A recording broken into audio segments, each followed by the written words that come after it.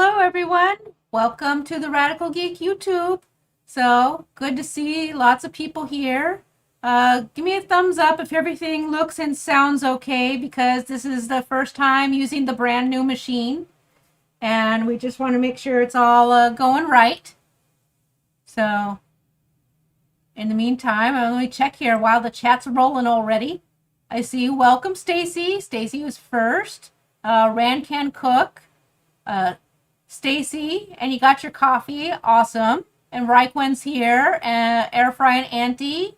Oh, welcome. I see Teresa's joined us. Visual Keto.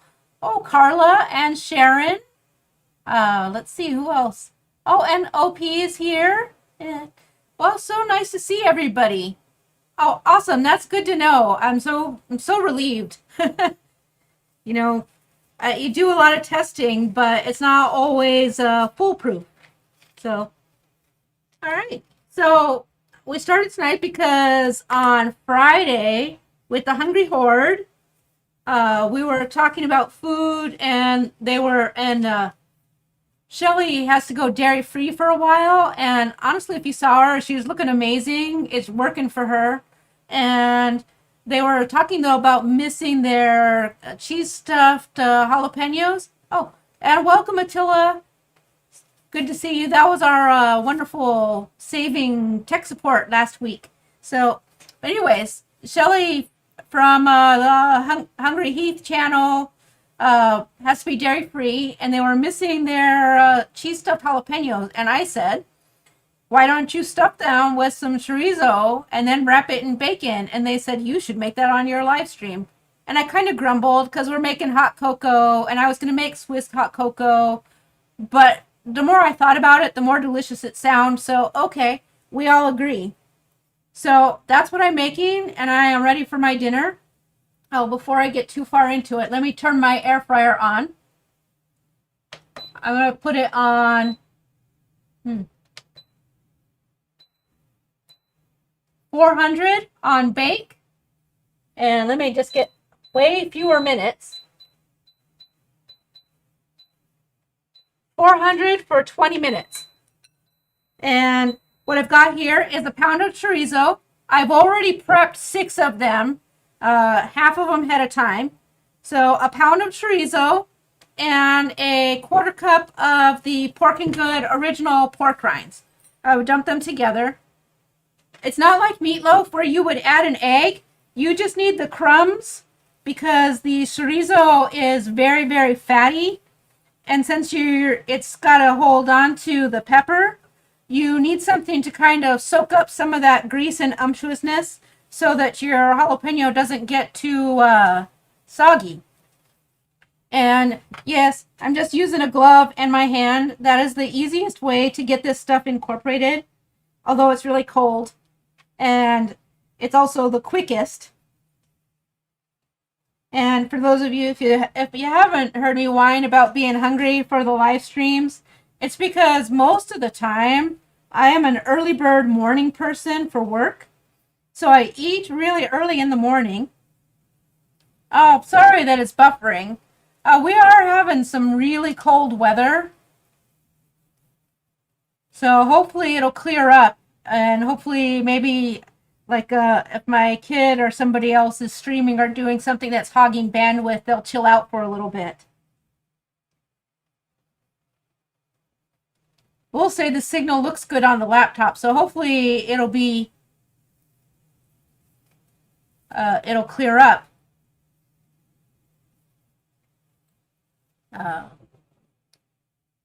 Hopefully it came back.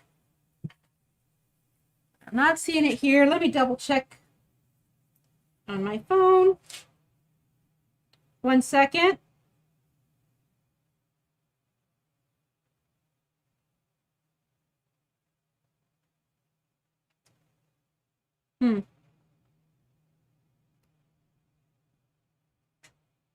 Hopefully it's back on. Let me know if it is still having trouble. It looks okay on this end.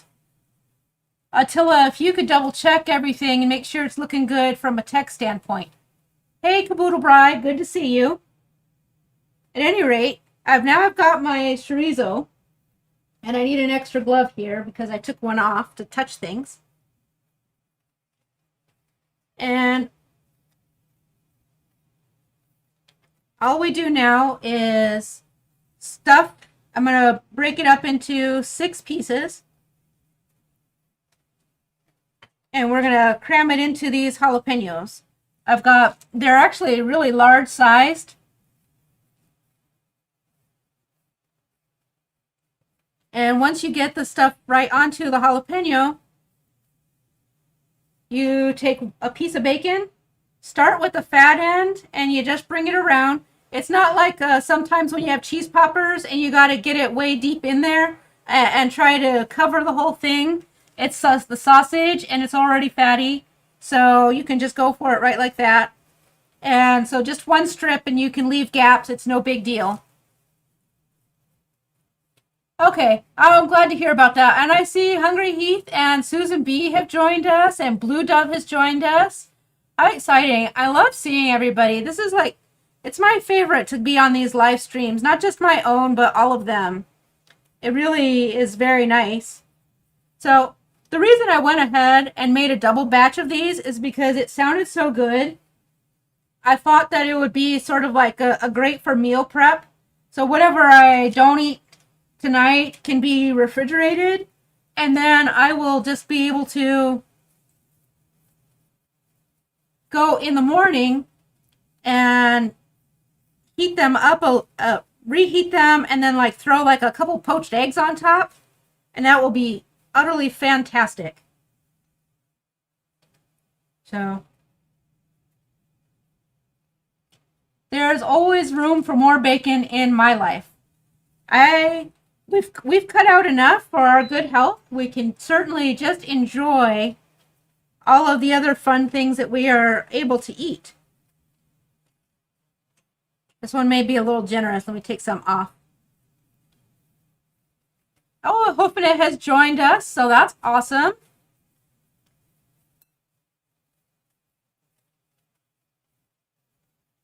Hoofenet, I thought about you because I did my safety moment for the office. You know, I have to come up with these for like every single day, and so they get kind of tiresome to do periodically. But I did winter biking, and can I tell you, the people were really surprised about all of the things to do, about like putting the heat packs in your shoes and all of that stuff. And then I had to tell them, like, well, I mean, just because I know all that stuff doesn't mean I do it. I like to ride inside for the winter, but I knew other people who go out in the crazy cold weather. Every time I think I'm going to, I wind up changing my mind. So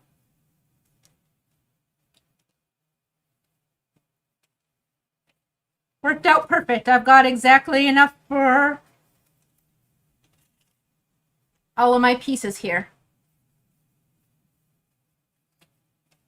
And if you need to be extra careful and you're following macros really tightly, you know, you can weigh it all out, make your little chorizo balls and stuff first, and measure it out.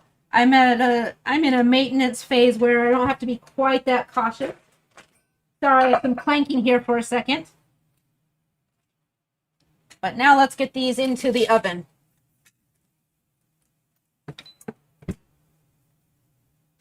Take me just a second here. Tinfoil the little stuff. There we go. And that can just go for a good 20 minutes at 400. Clean up here a second. Let's see. And Air Fry and Auntie has a question, says, pork belly is uncured bacon. Is that correct? The answer is yes, it is correct. So, and, oh, the George Carlin safety moment, don't get run over. That is preferred. So now let's talk about the beverage of the night. I have here 2.5 cups of unsweetened almond milk. Let's see. I know I'm going to regret putting it here. Let me move over. 2.5 cups almond milk and one half cup of heavy cream. And let me bring this over here. And we're going to start warming that up. This is for hot cocoa. And we blend these together. I'm a little bit worried because my little ramen pot is smaller than I thought it was. And it kind of requires some whisking. So I hope I don't like splash it all over. But fortunately, everything cleans. So it's 2.5 cups unsweetened almond milk. And do get a good brand that's really thick. I have found like the grocery stores sometimes don't always have the richest almond milk. I don't know why they're different, but they are, and it does make a difference in the hot cocoa. So the next thing we're going to put in is a half teaspoon of vanilla.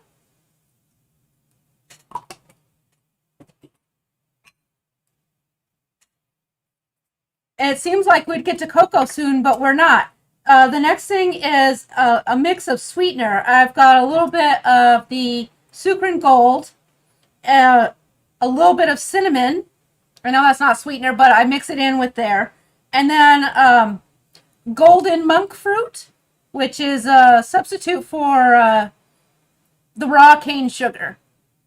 So it's all sugar substitute. And then I've got 2 teaspoons of allulose. I like the allulose because it helps with the viscosity that you sometimes like in a cocoa. And I do like cinnamon in my hot cocoa. And you just dump that in. And then we make a mess. But the next part then is actually the cocoa powder. I am using, it's actually Anthony's unsweetened dark cocoa powder. And I'm using 3 tablespoons, which sounds like not a lot, but cocoa powder is very, very rich. And I will tell you, this recipe is not for the faint of heart. This is not your from the packet Swiss Miss of the olden days. Those are long gone. This is the good stuff. Set that out of the way. But that is why, though, you stir with a whisk, because cocoa powder takes a little bit of doing to get it mixed in and melted. When you start doing it and you're looking on top sometimes it beads up and kind of gets trapped in like little air bubbles. And it's really the heat that has to melt. So it does take time. It's not exactly the speediest thing to make, but it is really delicious. Unlike your cocoa mixes that you buy, that come out very thin, these are very rich, so you don't need a large quantity of it, which is good because with all that sweetener, if you do total carbs, it can blow your entire day out of the water with the allulose and the sweetener. You can make it much reduced. I will say the allulose does help with the texture and the thickening, but you could absolutely forget about the other sweeteners and use a liquid extract sweetener. The main problem with that, though, will be that you will lose some of the flavor profile. And with hot cocos, that brown sugary sort of flavor is really, I'm not sure what the right word is, but it really is part of the cocoa experience. And you can see there's still, well, I don't know if you can see or not. Well, you can see on there that there's a lot of cocoa still here at the top. And just very slowly, it's starting to turn color. It doesn't get like super dark. And if you decide that you want more chocolate, you absolutely can just add more. This is multiple servings. I kind of figured that it's been like super, super cold. And if I made myself a serving tonight, that then tomorrow we can just heat it up and other people in the household can help themselves. I will tell you now that I mentioned originally about making it Swiss mocha hot cocoa, but because I'm having the peppers, I decided I didn't really want to go that route. But if you want to do that, when you add the cocoa powder, you would also add a a heaping spoon of espresso powder. This one is Megalodoro brand. I like this one. And then my second favorite for espresso powder to use in cooking and baking would be the usual Bucello. But that's all you do to make Swiss mocha. You can also maybe reduce your liquid just a little bit, your almond milk, and brew off a Longo espresso. But I do find that you get a richer Swiss mocha flavor by using espresso powder. So I still have lumps on top, and it's not quite warm all the way through. The cocoa powder will melt, just like chocolate. And let's take a look at some comments. Oh, yeah. Boy, there's like a lot scrolling by. Let me get over here. Oh yeah, that's right. Air Fry and Auntie had Instagram hackers again. Let's see. Lots of hellos and welcomes amongst each other. Hey, the Warden, glad to see you here. Working on your recipe. Let's see. Oh, Gigi's here. Good to see. Oh, God. I'm hoping at mid-30s, chill in the 20. You will not catch me outside. Not a chance. Yeah, Sucre Gold is very similar to Swerve. I like it because it's a bit stickier. So, Air Fry and Auntie asked if the Sucre Gold was the same as Swerve. And the Swerve brown sugar, yes, it is. But I very much just feel that I like the Sucre Gold better because of its stickiness. So, I had just enough for this recipe tonight, too. I went to a store yesterday because I was almost out of the Sucre Gold, and I was so happy because I thought that I bought 3 bags of the Swerve version, which it'll be fine. I don't use it that often. It lasts a really long time. But what I actually bought was the Locanto Gold, which is fine because I do, when I use that, I like it, and I use some of it in this because it's the substitute for the sugar in the raw, basically.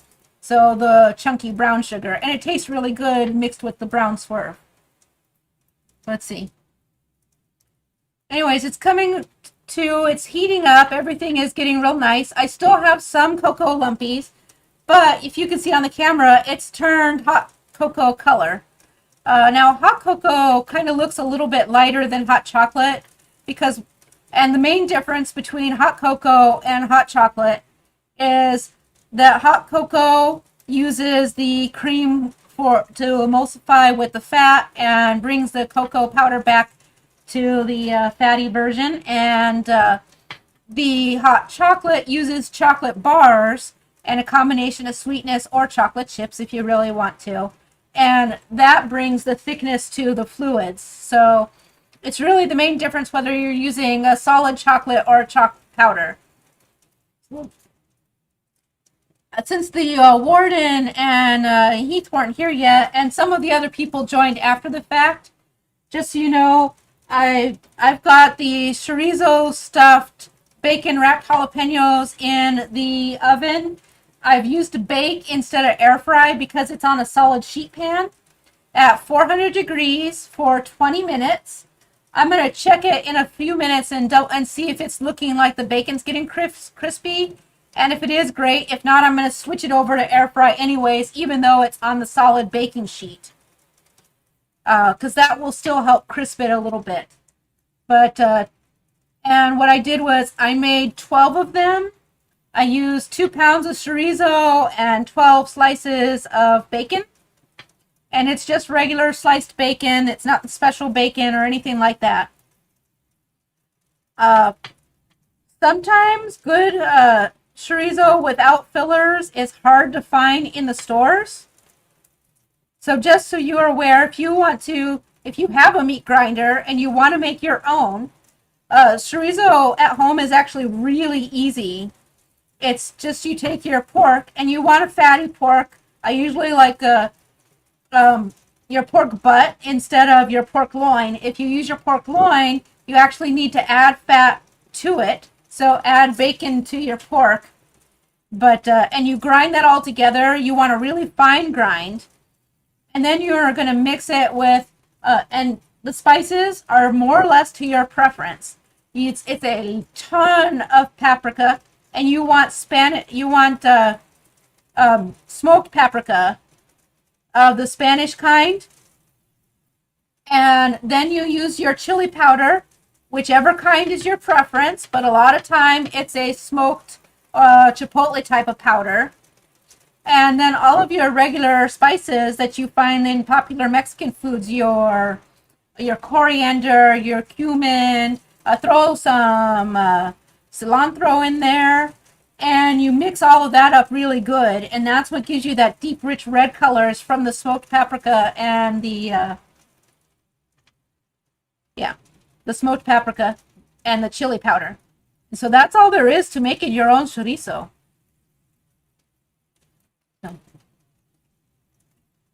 Don't worry about writing stuff down. Pop me off a reminder on like Tuesday if I don't remember to update the description to the YouTube, and I'll make sure that we get that all together. So I've got a couple of things down at the bottom here where there's still some things that have melted in, but it's pretty good looking right now. Let me get my first towel, put my whisk down. Oh, there's still some lumps up here, so I'm just going to come in here with a spatula and scrape the bottom so that nothing burns to it. So, like I said, it is a little bit of time, but it's super good. And it's one of those things that even pre-keto, I learned that making your own hot chocolates and hot cocos was way better than anything you got commercially in the United States. Now, the French, they had some awesome stuff. Some, especially the L'Ancien, which is a French hot chocolate, and their powder mix was also really good. Now, I don't know if this will show up on the YouTube, but one of the things about why we're using the whisk, let me see, I need a helper for the heat, is that you get like a foam. Now you really can't see it. It gets frothy on top. When they, man, this glass pot gets hot.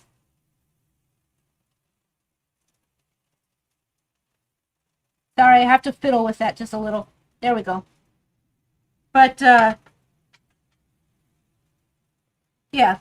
So, but the frothing they used to get when they made the hot chocolate by pouring it from vessel to vessel.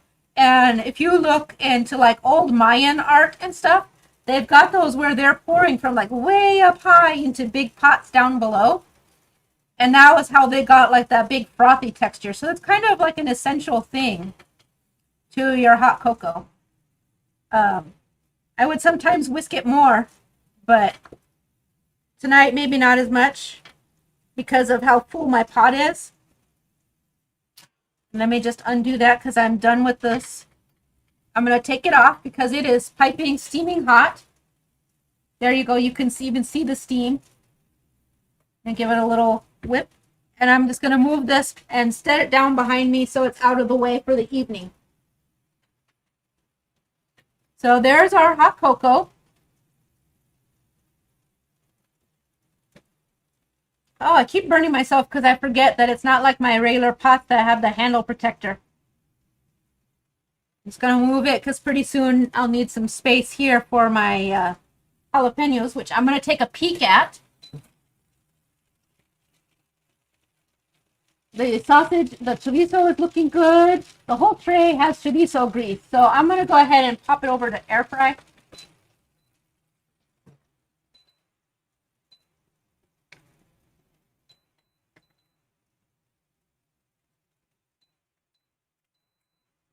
And we'll just give it a couple minutes to come up to heat and start and just get it all crisped up. So let's see where we are in the comments. Now, the other thing with your hot cocoa is that you can't just chug this right down off the start because it needs time to, well, first of all, you'll burn your mouth.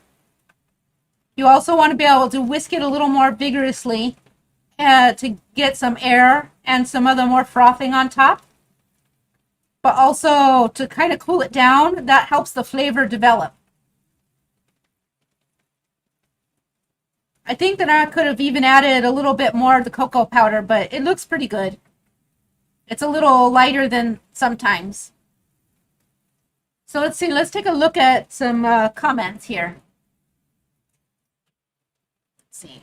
Oh, I don't know, it just scrolled like crazy.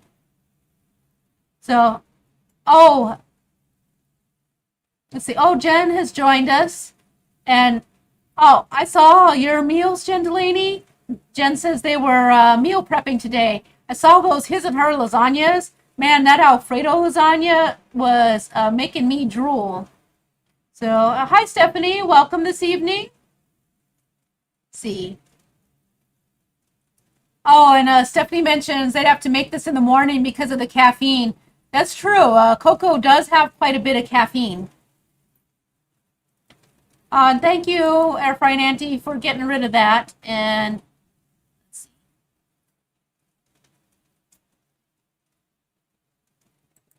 There we go. Sorry, I lost. I did too many clicks.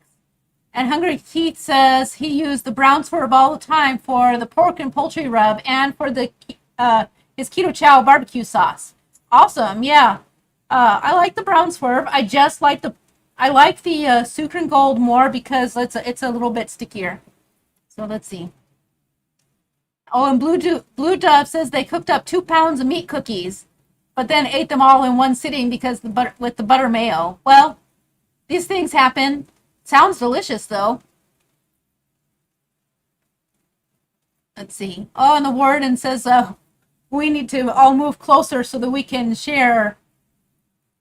Then Jen Delaney says they were going to make the bacon wrapped cheese sticks, but wiped out. I bet. Oh, you made 2 PSMF creations? I didn't see that. Did you post pictures yet? I did see the, pork butt too. Wow. You are busy. That's a lot of food prep. So, I made beef tips in gravy day before yesterday, and that was really good. Let's see. We're talking about Texas barbecue. Just trying to catch up here. I need to take a minute. Hungry Heath is laughing about saying he has ear twitches over how I say paprika. How are you? I don't know how other people say it. That's the normal way. Not my fault that you speak Texan.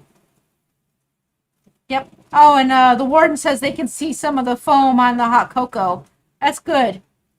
That's a real, to me, that's an important thing with the hot cocoa. Let's see. And then, Jen's, okay, some personal conversation going on, and Austin, let's see.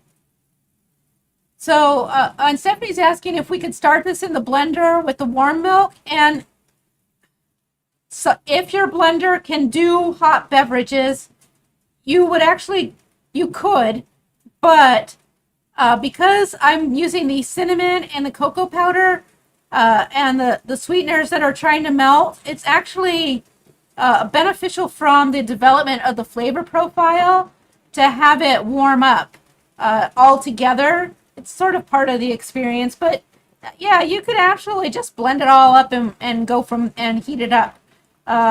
You may find that you'll have to do some post whisking and making sure that to get your textures good. Check my air fryer here. Let me stick my finger in. Looking good. I was worried. I almost thought I was going to burn myself, but I just pulled away in the nick of time.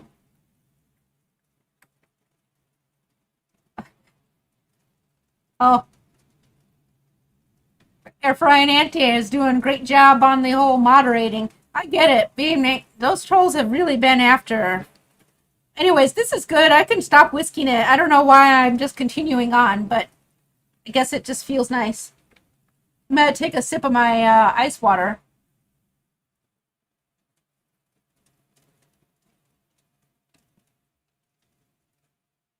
No, Hungry Heath says it's paprika. No, I'm sorry. That's why people speak. It's paprika. So, but both are correct. Both are correct, actually. It just depends on where you're from. Anyway, so I'm going to go ahead and scoop some of this into my glass. So I have my cute little double-walled white glass, my double-walled clear glass. This is the one, it's hard, you can't really see it on a camera. And it's even kind of hard to see in real life, but it's got a heart shape in there. So I don't know why I have these, but I do. And I just think they're fun. And so, but I did mention this is really more of like a maintenance recipe because of how much sweetener is in it. But chocolate in and of itself is pretty good. So you can see, though, this is my one serving, and you can see there are several in here. So you don't have to use a whole lot. Oh, Hunger Heath is asking if I'm ever going to do tongue tacos. You know what? I might. No, don't even make that joke. That's not a funny joke.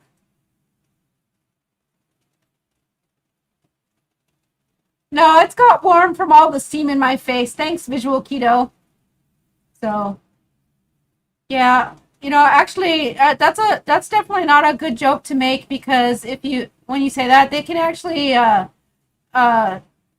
if YouTube goes through it, they can cancel the channel. So that's not a good one. If you really feel that way, we can have another conversation. But yeah, yeah.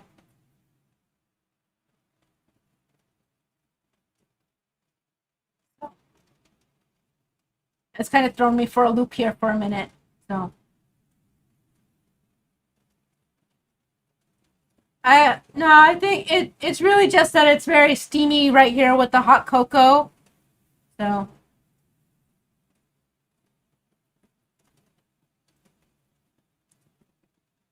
oh, Visual Keto, me too. I have a lot of stuff, especially mugs. I just love them, and I can't help these were actually just a lot of fun to have, especially with the little heart shape.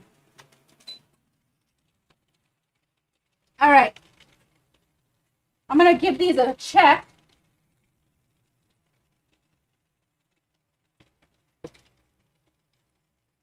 They're looking pretty close. I'm gonna give them just a few more minutes.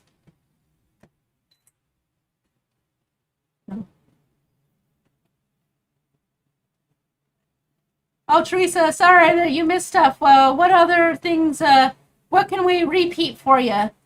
It's actually the same camera. It's the same webcam. I'm just warm, and I've been having a lot of hot flashes lately. So, oh, thanks, Shauna. That's appreciated. So, I kind of thought so, Hungry Heath. But if you don't ask, and also I'm always invested to talk with friends through stuff. So, it's just good to double check. Now, because this is my treat night, I have another thing.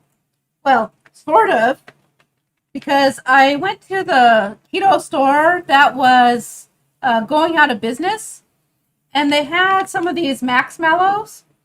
And so I got them for like 75% off. So I thought it was going to be great, and I tried one. So I guess I'm going to tell you guys, they're good because I tried one and then the family got into them and that's what's left.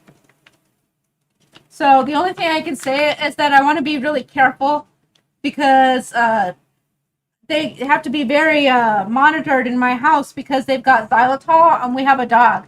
Fortunately, he's kind of not real smart and he's not real ambitious about digging into things. If it falls on the floor in the kitchen, he'll go for it, but sometimes even then he waits for you to be like, it's right there. So But we want to be careful that we don't, have xylitol in the house normally. This one is the burnt caramel flavor, and I'm going to dump them on my hot cocoa. But like I said, I had one, and then the rest of the family got them, so I'm going to say that's a good review. Possibly only one for my hot cocoa because it's a small cup. They're looking great. I'm going to let them go. That's 3 minutes. All right. So, Raikkonen validates Hungry Heat's pronunciation of paprika. I'm just going to say, well, it is. I do sometimes say things a non-American way, and that's okay.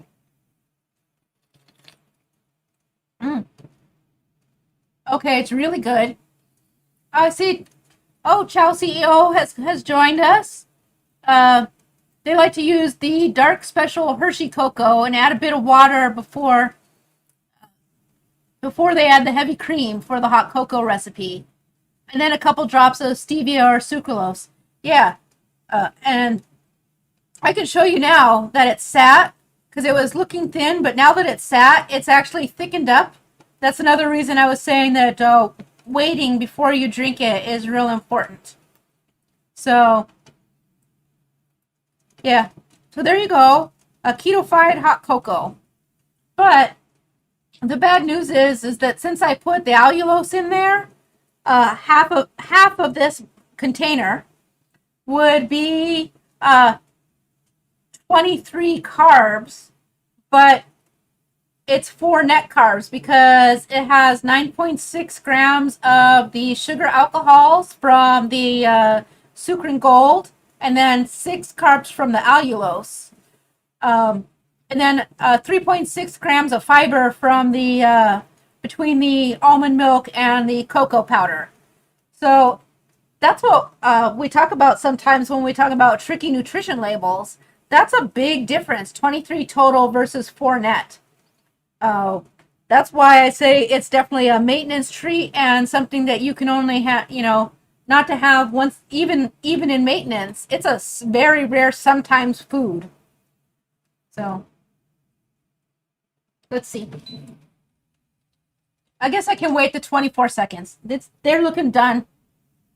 So Hungry Heath. I love that joke. I thought I was wrong once, but turns out I was merely mistaken. I actually made that joke in a meeting last week. And so, okay, it's very tasty.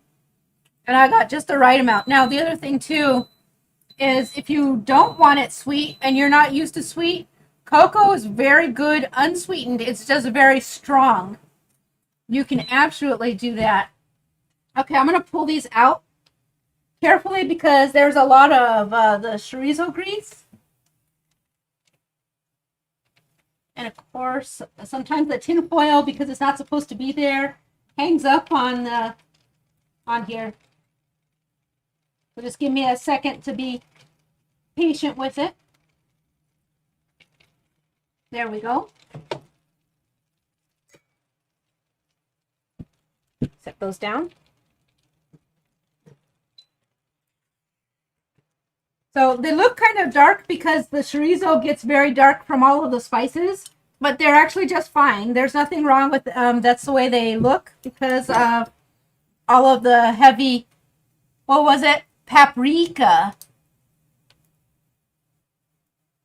Anyway, so there they are. So it's got a crispy bacon and a soft jalapeno. I'm spilling my chorizo grease. No. And again, with my crunchy bacon. Not as crunchy as with the mozzarella sticks, but pretty good. So, let me cut it open for you.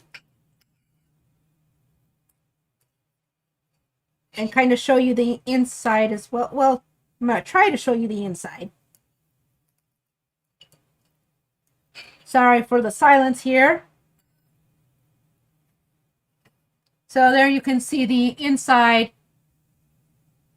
with the sausage and how nice it got, and how the pork rinds kind of held it together And even though there is a lot of the loose grease, the meal in and of itself is not overly greasy. So that's the bonus. Now, let's see. Let's go back to the comments. Some water. Let's see. Oh, air frying auntie, you're sorry to hear. Yeah, that nerve is still bothering you.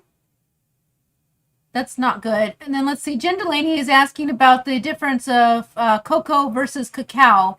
Is cacao more bitter? Yes, cacao can be more bitter. It's actually a both cocoa and cacao come from the cacao bean, which is one of the seeds from the fruit of the cocoa tree. So unless you're getting the fake kind. Uh-oh, something has happened here with my cocoa. I've spilled it. Oh, probably when I was getting there. I think I bumped it. Fortunately, there's a lot, so I can just top it back off. It wouldn't be a Radical Geek live stream without my spilling something or making a mess. It's just the way it goes. At any rate, I have to say the keto marshmallow is slowly melting, but not real fast like regular ones. So, anyways, it still, even though this is not a coffee stream, I do know a little bit about cocoa, not as much as I do about coffee. So, I gotta wipe my glass. I just couldn't look at that mess of chocolate there. There we go.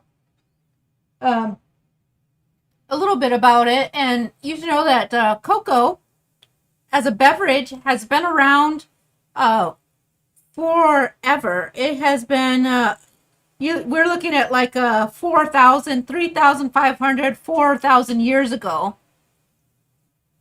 In Aztec, Mayan, and Olmec cultures. Originally in Mexico and Central America, that is where they originally had the cocoa crops. So, and the fruit from those trees was what the cocoa was made from. Now, this elaborate setup that we did here does not resemble it at all. What they used to drink was not hot. It was just water with the ground cocoa. And they used to grind it really, grind it up. And then they would blend, I say blend, but they would mix it with the water, just regular water. And that was where I talked earlier about the pouring. They would pour it back and forth in long streams from pot to pot to mix it together and have it come together. And then when they served it, it would be very, very frothy, but it also had a lot of the cocoa silt. I'm going to take a bite of this somehow, of the bacon. The bacon absorbs some of the chorizo flavor. Oh, it's so good.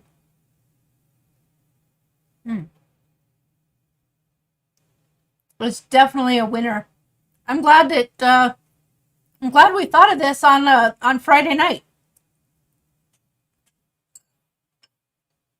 Even though I objected to it initially.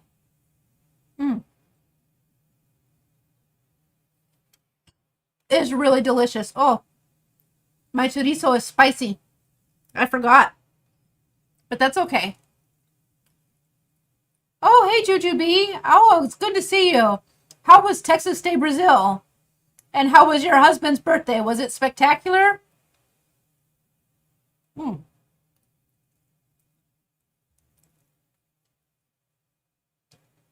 Hoofing It says, oh no, wait. Blue Dove says they've heard that high dose cacao can cause hallucinations. I didn't know that. but it would explain a lot.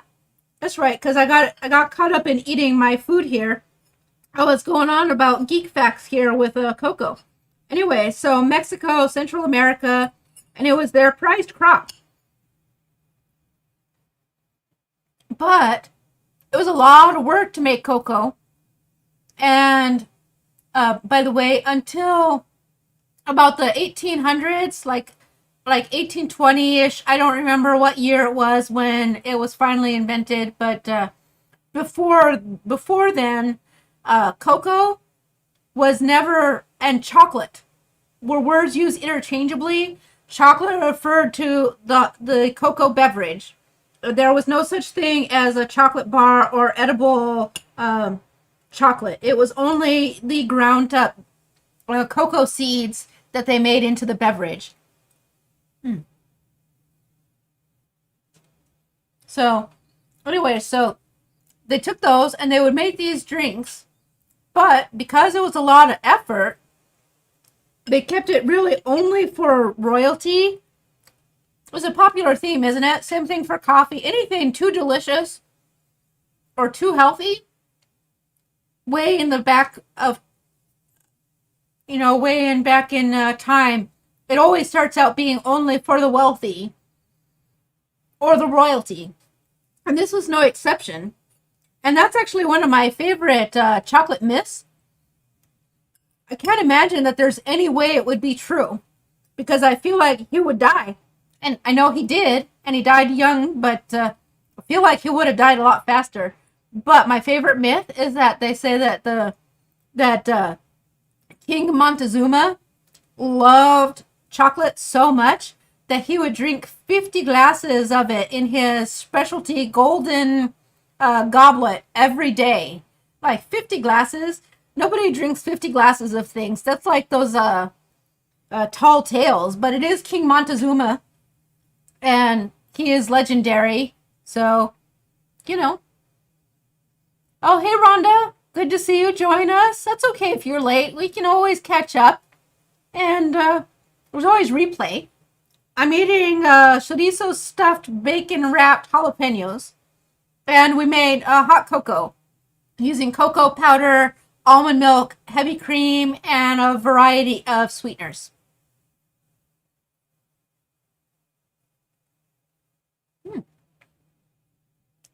Oh, and J-Dog is here too. So he got distracted by football games. Oh, so I don't know anything about football other than what I hear on Watch Autumn and at work. So is it important games right now? I feel like it is, because I believe I also saw my brother say something too. Although usually when he does, it's about the Raiders. So I don't know. Anyways, let's see what else do we got in the comments. Okay, so talking about air frying Auntie's nerve issues. Boy, I wish we had a good way to help you with that. That just sounds so horrible. Let's see.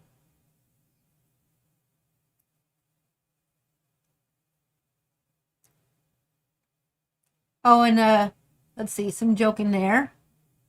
Talking about whether Epsom salts would help. Let's see. And I'm just trying to catch up here and see what I've got going on. Mostly just good evenings and hellos to Rhonda and J-Dog. Which, of course, we love them, so good. We should definitely do that. Oh, yeah, back to the whole cocoa thing. First, I'm going to take a really big bite, so we'll have to chat amongst ourselves for a minute while I chew it.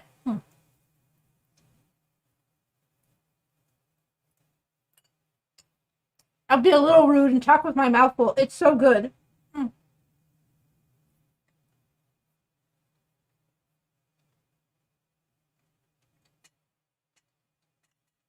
So anyways, I was talking about their cocoa beverage, which was just water and cocoa. Not just water and cocoa, because they did add spices to it. But not sugar, not like sweet like we did. They would put chili powders and flowers, those kind of spicy things to it. And King Montezuma thought it was good for stamina, and that's part of why he drank it in such excess. Plus, of course, I have to admit, if you're drinking large quantities of cocoa, you probably are getting pretty pumped up from the caffeine.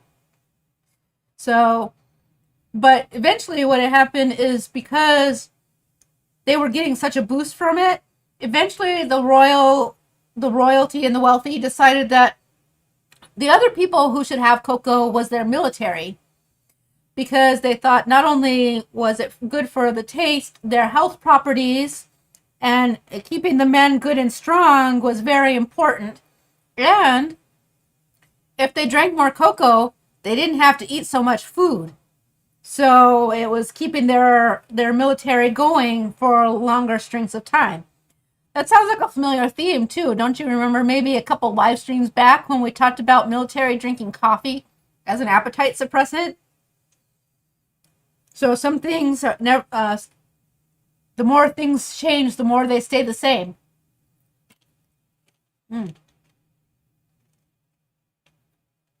So let's see. Just taking a second.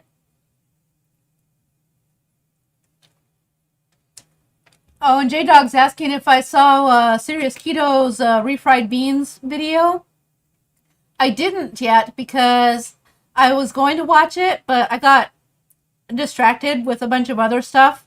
So, I don't know. I can't do lupini. The lupini bean, any version of it, has hurt my stomach real bad. So I guess I found something that I'm sensitive to. I have like the cast iron stomach. I can eat a lot of different things that people are bothered by, but not the lupini, which of course lots of people can have. So I probably will not try it, and I will stick to Pinchy Nancy's recipe, which uses the eggplant and a lot of the seasonings to blend it all up together. They're actually really quite good, so that's probably my what I'll stick with. So let's see. Oh, okay. More hellos and greetings. So, anyways, all of this time,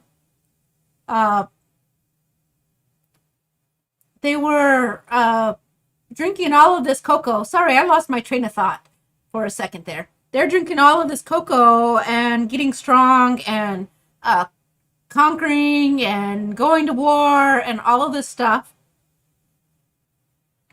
But, of course, who should arrive would be the Spanish.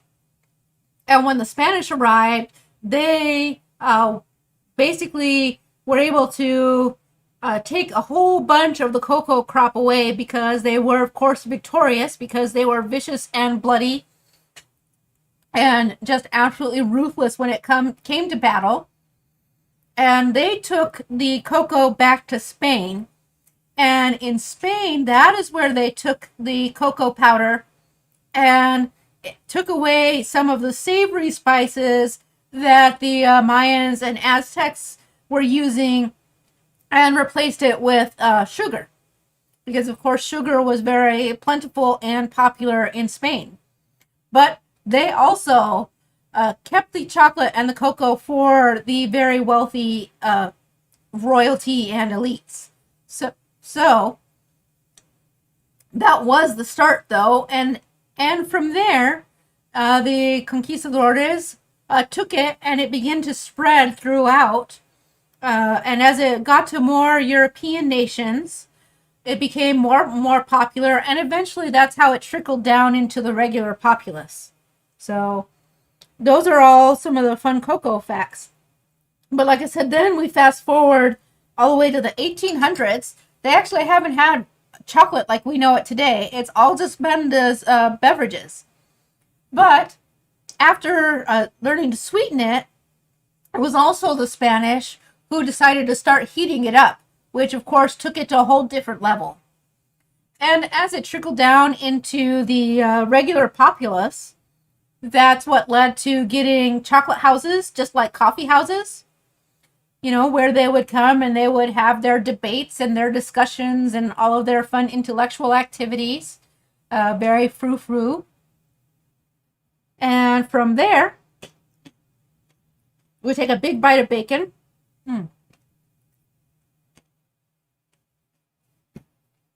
So,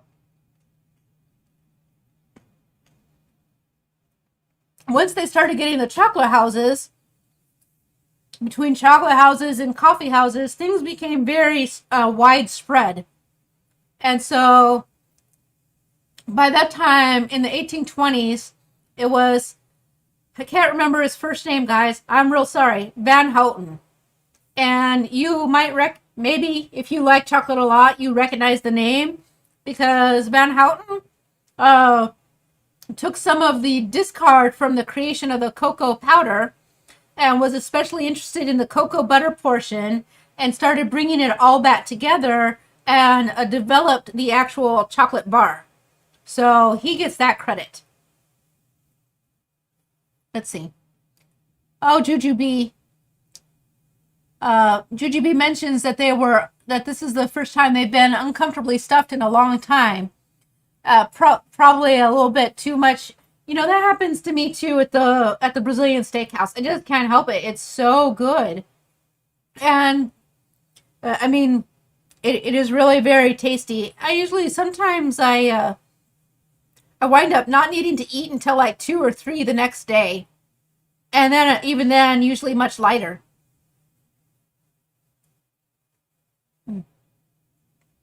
So, let's see, what else do we got? Oh, and so if anyone has tried Serious Keto's refried beans recipe, let us know. Let us know in the comments how you liked it. Now, this morning, because I have keto treats on Sundays, it's just end of story. That's what I've done for my Sunday. And then the rest of the week, I'm much more strict. And the other thing I did this morning was I made a lime curd. And Umiko Neely released a recipe for what she were crepes. And they were egg whites and gelatin. And she made 2 versions, one with real egg whites, which is what I did because I wanted the yolks to make curd. And then one with using the egg white powder and gelatin. And from there, that one, I guess, according to her YouTube videos, is a bit more wrap-like, whereas she thinks the one with the regular egg whites are more crepe-like. I actually just found it very neutral. I did not think it tasted like a crepe, but it did have the texture and the right feel for it, and it filled the roll spectacularly. Like, I could get used to those. So, and Blue Dove says they don't have any bacon to join the audience participation. Are we throwing toast later? Oh, Rocky Horror Picture Show.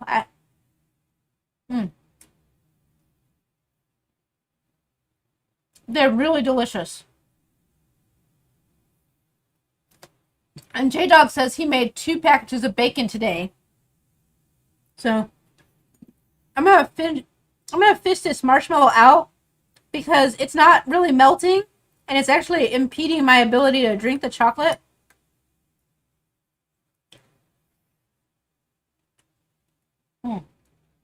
So, but to give you the feedback, the Maxmallows, yes, they taste pretty good. And melted, and they did soften in the chocolate. It just didn't melt, so that was pretty tasty. But I think I just prefer the regular old chocolate. So, the other thing I will tell you is regarding the Spanish and the chocolate, since they were the ones who switched it over to a hot beverage, they also, instead of pouring it back and forth in long streams, also were the first to start giving it a good whisk to froth it up and make it more viscous. They have a thing called a Molinaro. Oh, please let me be saying that right. I might not be. But anyways, I wish I had one because they're super cool looking, but they don't work like our modern whisks. But they're basically, it's a carved wooden device, and it's, whereas we have these nice wiry tines, their whisks still have this balloon sort of shape to it, but it's got intricately carved designs into the wood that makes them come in and out and in and out. And that is what gives it the ability to do the whisking. So it's really super cool. Our modern whisks are a bit more efficient, but they are still perfectly serviceable. Oh, and the warden says their beef stew is ready. They've added some Peking chili salsa to it. Ooh, that sounds good. I hope that you post some pictures of that beef stew later because I think that sounds really nice. I like that we've all been making these warm, savory dishes for the winter.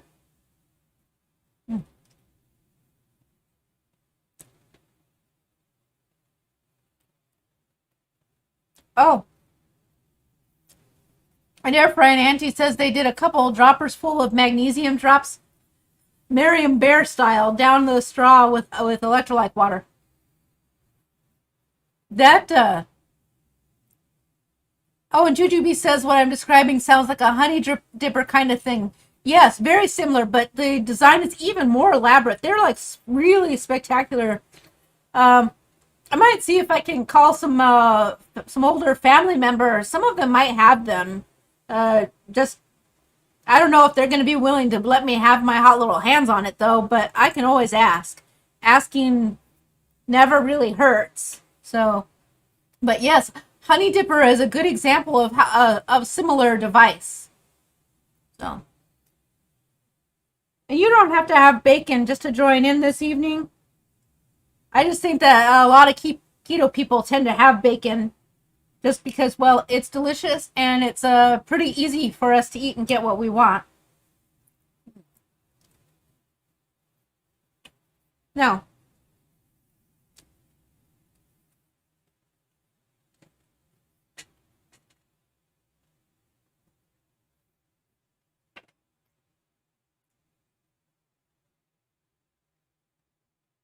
oh, and OP says that looking at all the food made them hungry, so she had to make two Southwestern egg life wraps with ground beef and salsa and pepper jack. That sounds great too. And then Blue Dove is cooking up some picanha steak for the kiddos. Oh, that sounds good. I don't know that I could make that at home. I'd really like to.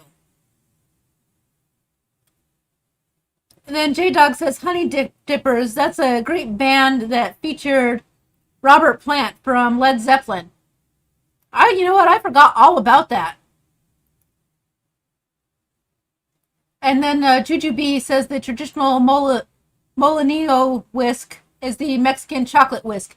And yes, that's true, except for the weird part is that it's not a Mexican whisk. It's Spanish. But these things, well, that's how they go. Let's see. Oh, and Air Fried Auntie says that they've been doing the Dr. Berry bacon method, and but their bacon seems to steam and makes the bacon too hard. If they reheat it, it might be like jerky.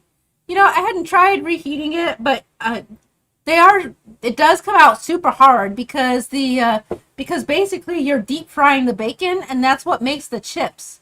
So, but it is really good if you're looking for something that you want like a chip because, well, that's why it's called bacon chips, I guess. And you need it to be good and sturdy and that extra crunch. And after I say that, now I'm reading in the comments. Caboodle Bry says Dr. Berry's method is the best if you're really wanting them for dipping. It's good that we agree. So. Oh, and then Raikkonen said that they find that if that when they're cooking it in the pot, that if it was getting too hard, that they turned down the heat and left the lid off. That's good. That's a good tip. Yeah, they do all say Mexican, and that's fine because I believe that a lot of the carving and the style is probably Mexican in origin, but it was I don't know. Maybe I should research it a little more. But my best guess is that it's possible that the conquistadores stole it. I don't know if you guys can hear that, but my dog is sad because he is howling because he is locked out of the studio. How hilarious is that? So, there's nothing wrong with him. And if you do hear it, he's not dying. He just wants mom. So, he'll be fine in a minute or three.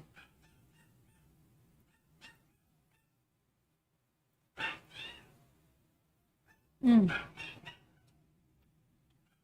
So, it was a great idea for the warden and Yeet to suggest making these on this live stream.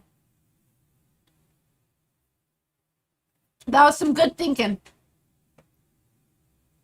I'm going to be really happy eating these all week. And I'll make sure that I'll post a picture of it with the egg on top. It's actually not the most attractive food, but it's really good. Although I've made too much spice in there. Not too much because it's delicious, but it is giving me a little bit of choking in the throat. He's a Pomeranian, and Blue Dove is spot on. Separation anxiety. He has it real bad, and it got worse. Once we've been home. Also, he detects seizures, so he's extra sensitive and clingy because he's really heavily bonded with me. So, because my seizures had stopped, now he's just like regular pet dog, and he doesn't have any responsibilities. And to be honest, we spoil him rotten, so he's probably not the most well-behaved dog.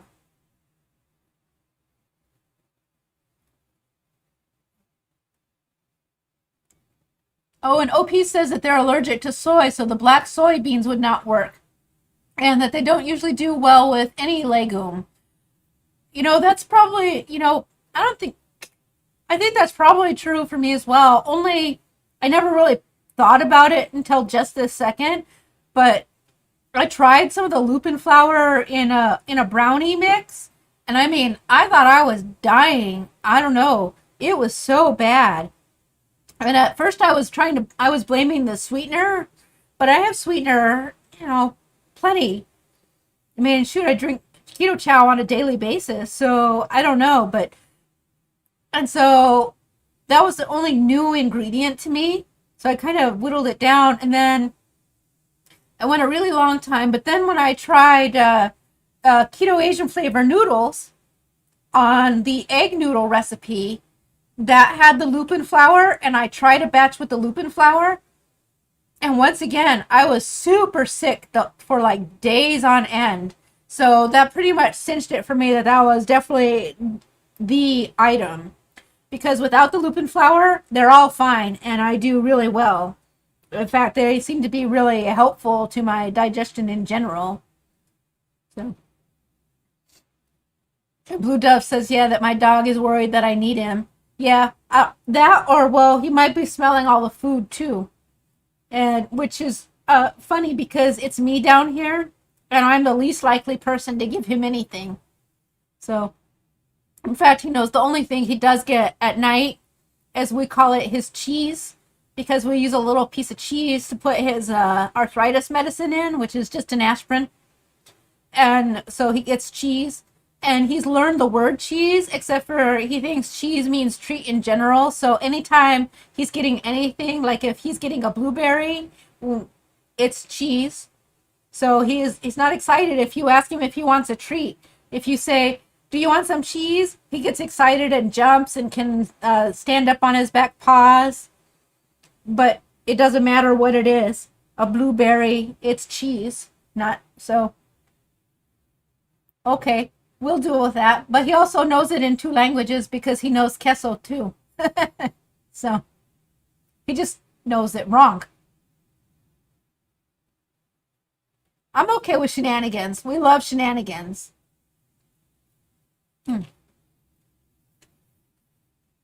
So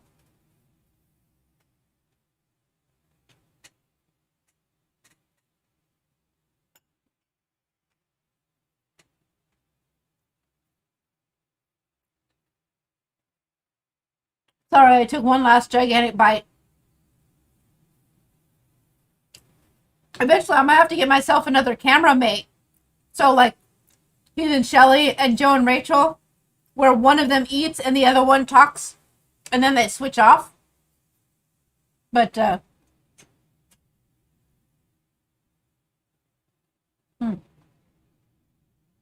So, the other thing I was going to tell you, too, about this particular hot cocoa is that as it cools, it does get really thick. And if you ever want, like, a really good chocolate sauce, use the same recipe, but, like, half the fluid. And then add an extra tablespoon of the cocoa powder. And it gets super, super chocolatey and extra delicious. But then it's great. Like, I'm sort of thinking that it might be nice to cut the sweetener out of it and do just exactly that. Make the sauce and put it over those egg white crepes that I was talking about earlier. That would be pretty awesome. Oh, and Jen Delaney adds that that she knows that most animals are emotional support for their humans, but she thinks she's the emotional support for her Bailey. He's so needy. That's very true for a lot of animals, though. They really do get very attached. Oh, and 2FixMJ says the only people food their dog ate was pizza crust, and he lived to a ripe old age of 13. Wow, that's awesome. But yeah, Dyson is my Pomeranian, and he doesn't get a lot of people food. When he does, like I said, he does get his cheese for his medicine, but that's what lets him gulp it down. He's actually very elderly now, so he's getting arthritis, and he's getting a little bit, I don't know, mentally questionable here and there, and so those are good things. So he gets that, and the occasional berry. He gets into the cat food a lot, so it's probably good to give him a little supplemental health there. So, and occasionally he'll have like a nut when someone else is eating nuts, and if one falls on the floor, we don't take it away from him, we let him have it. So things like that. Every so often he's gotten something that just fell on the floor just by the fact that we just couldn't quite clean it up fast enough. And so he enjoys that. Like, I'm pretty sure he'd be pretty excited if I spilled like this whole tray on the floor, because before I could clean it up, he would already have like half of one down, even though it would be really tough for him. But then he would be full and gassy for days. So we definitely try not to do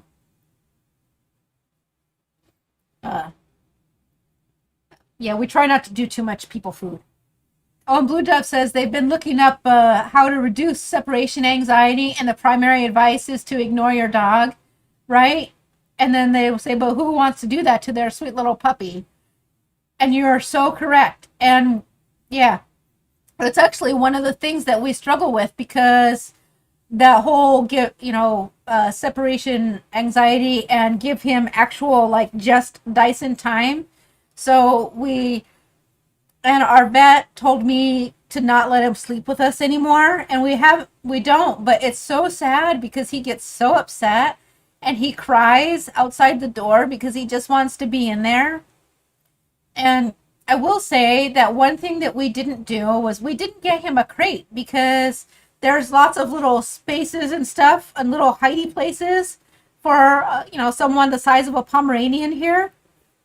And we thought, and it does him pretty good. Like, he has like a couple nice little cubbies where he goes and he like tucks down in, which is like a secure thing. But I'm wondering if we're probably, even though it's late to the game, if it might behoove us to get him one of those crates, a small one, and tuck it in the bedroom, so he still gets, like, maybe we put the blanket over it, and so he's separate, but also still protected. I don't know. And like I said, it's kind of late to the game, but it might be something to think about. I'm going to set myself up to eat another one of these, once the live stream is over. They are so good, you guys. I definitely 100% recommend them. And the only thing I want to do different is at some point I want to do one with cheese. I'm going to mix some cheese, some queso fresco right in with the chorizo. I'm pretty sure that would be amazing. So,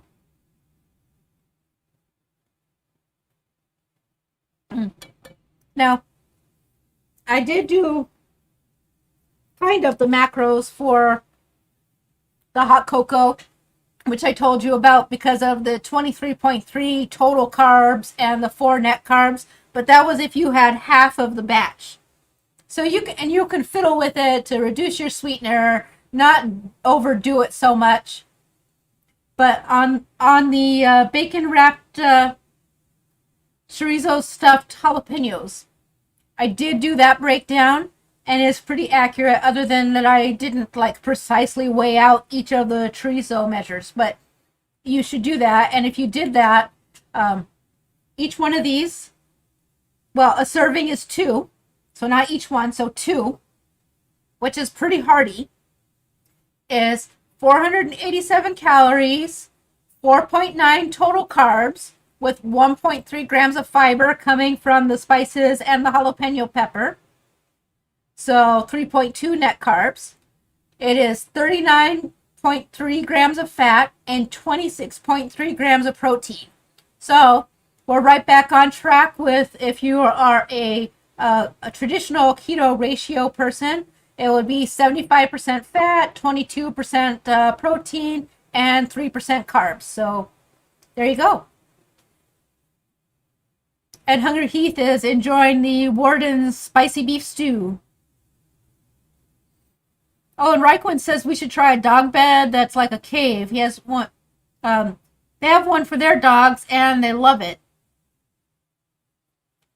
The Dyson could learn to sleep in it and be near us. Yeah, that's a consideration. I kind of was going, I mean, that's kind of the same concept I was thinking of with the crate, because, you could put the blanket in there and then tent it over, which would help with that anxiety too. So definitely some great advice. I appreciate that a lot. I feel like I'm forgetting something. I did forget something. You know how I talked about Van Houten and the chocolate bar invention? The other thing he did with the reintegration of the cocoa butter to the cocoa itself, that is where we get Dutch processed cocoa. That's his thing. That is his name to fame. So, Van Houten's Dutch processed cocoa, which is basically the cocoa we have like 98% of the time. Let's see. Oh, and Blue Dove says she's going to try and desensitize. Oh my gosh, I can't say it. Desensitize them some. But they're super bad because someone is nearly always home and they stick to her like glue. Yeah.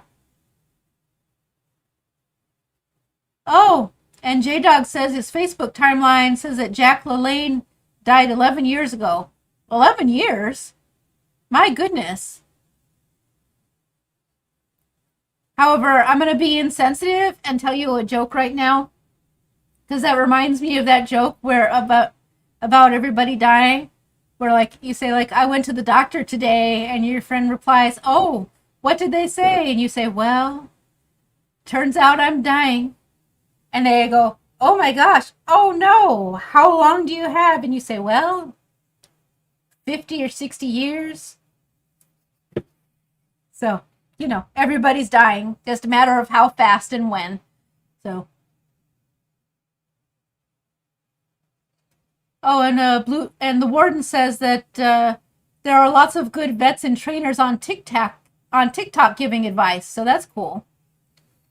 I'll have to look some of it up. Like I said, as he's getting elderly, his symptoms have worsened a lot. So, so a lot of it is age, but a lot of it got so much worse when we all came home with the pandemic. So, pandemic taking its toll on everybody, so including our pets. Blue Dove says that she wishes kenneling was an option, but Rosie hurt herself ripping out of a heavy-duty crate. My goodness. Yeah, that's not good. Have you have you tried like the Thunder Coats? I will say that is one thing that helps Dyson a lot. Boy, we've really strayed from the keto topic, haven't we? But that's all right.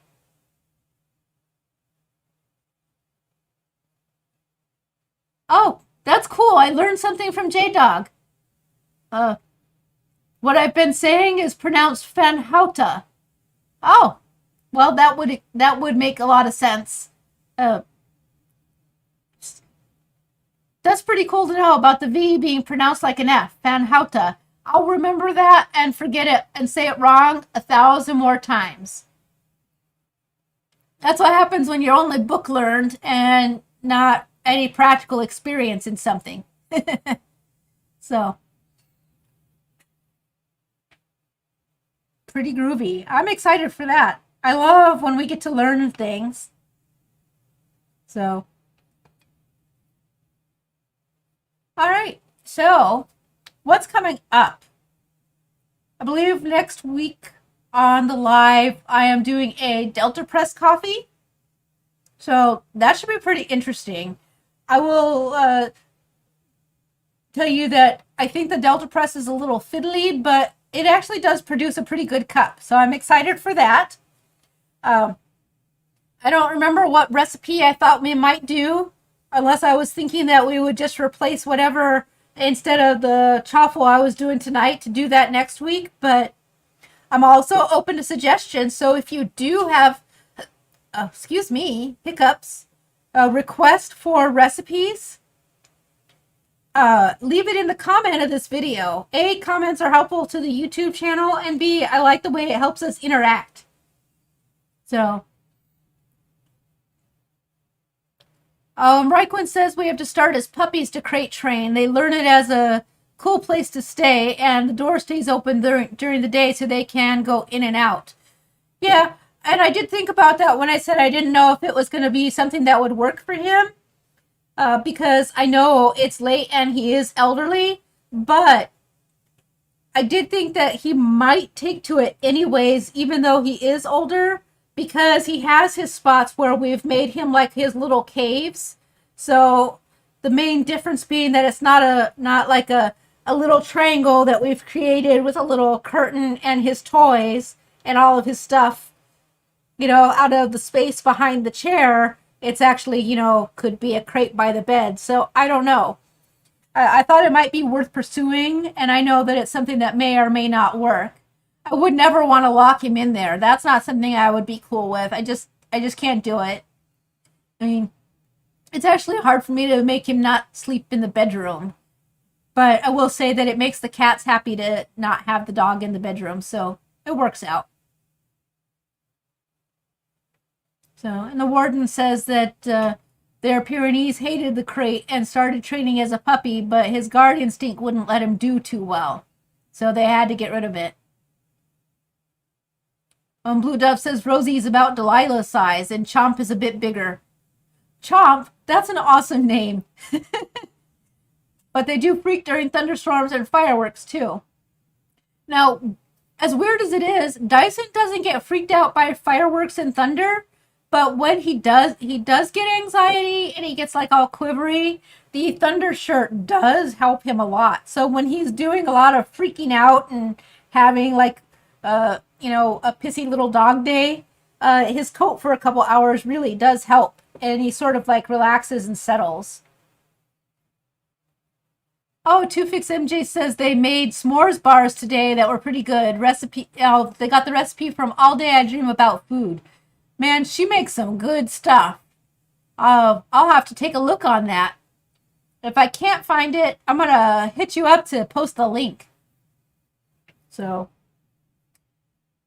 anyways, I know it's a few minutes early, but I actually have now, contrary to popular belief, it happens, run out of things to say, and I'm hungry because this was my dinner time.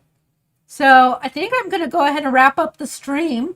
But if there's anything left that you want to cover or any more questions about the hot cocoa or any other comments, now's the time. And of course, the chat doesn't close down right away. So there's always room to chat, to talk there if you need to. Oh, and J Dog says it's because in Dutch it's named Van West. In Dutch it's Van West. That's really interesting. I'm learning so much. I don't know anything about that region, so it's really cool to learn it. Uh, you know, of course, it's fine when I'm talking about Spanish uh, or Asian things, but those are things that I've studied up on and spent a lot of time. Oh, good night, Jen. But when it comes to like Dutch or actually many European things, I really am lacking, and it's an area I could study in. Oh, thanks, OP. Yeah, I think you should have some. It's delicious. And I will say there are benefits to the cocoa. Cocoa gives you a lot of calcium, and while not a ton, it does have magnesium and potassium. So it does help with your electrolytes a little bit. So go for it. And you could sprinkle a couple salt flakes on there, and that would also do good. Yeah, please do. Thank you, Raikwen.